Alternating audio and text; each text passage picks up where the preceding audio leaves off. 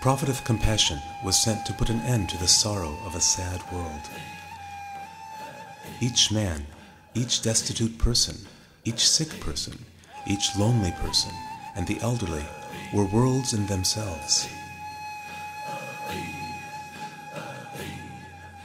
The prophet asked young people to respect the elderly and urged old people to forgive the mistakes of the young.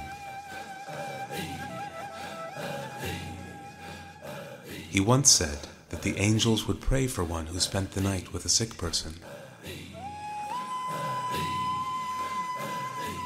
He usually evaluated the day in the evenings, questioning his compassion. Did you caress the head of an orphan today? Did you visit a sick person? Did you visit a family who was grieving? The needy people in society, such as the poor and those who had to beg, were among those whom Muhammad, peace be upon him, protected particularly. He would often advise his wife Aisha, saying, "O Aisha, you should love the poor. Establish close relations with them so that God will take you near him on the day of judgment. Never let a needy person go away from your door."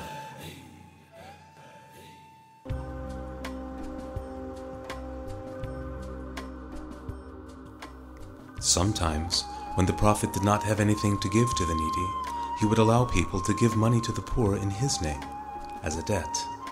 He advised his companions to relieve those who were in debt or in need of money.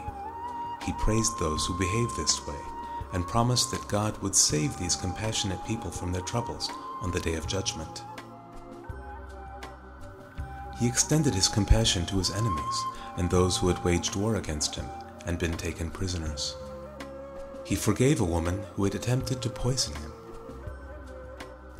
Upon the death of a troublemaker who slandered his wife and led to discord among Muslims, the Prophet sent his own shirt to serve as a shroud and did not let the children of this man feel any shame or distress because of their father.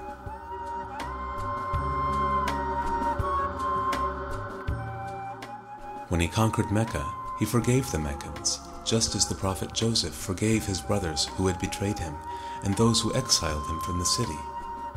He said, "There will be no self-righteousness or condemnation of you today."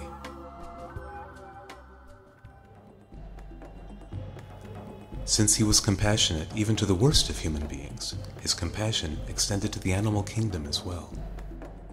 He was compassionate to all animals, from the most domesticated to the fiercest. He accepted cats as part of the household. If he saw a cat drinking water from a pitcher as he was taking ablutions, he would not disturb the cat, but rather let it drink the water and go its way.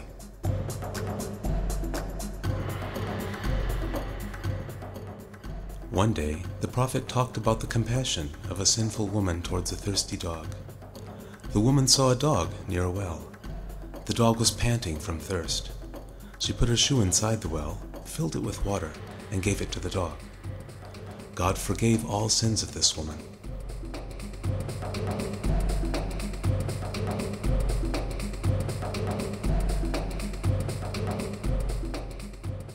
While the Prophet was traveling with his companions, he saw a bird whose young had been stolen from their nest, flapping its wings hopelessly. He felt great sorrow and ordered that the young birds be put back into the nest. When he saw that some Bedouins were setting fire to ants' nests, he scolded them, saying, "Only God, the owner of fire, has the right to cause pain by means of fire."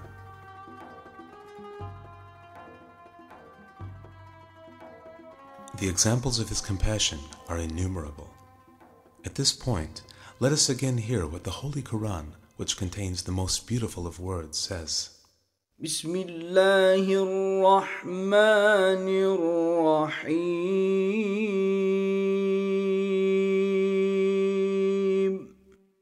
لقد جاءكم رسول من أنفسكم عزيز عليه ما عنتم. Indeed, there is come unto you, O mankind, an apostle from among yourselves. Heavily weighs upon him the thought that you might suffer in the life to come.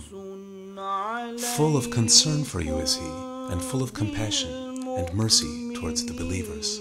رؤوف رحيم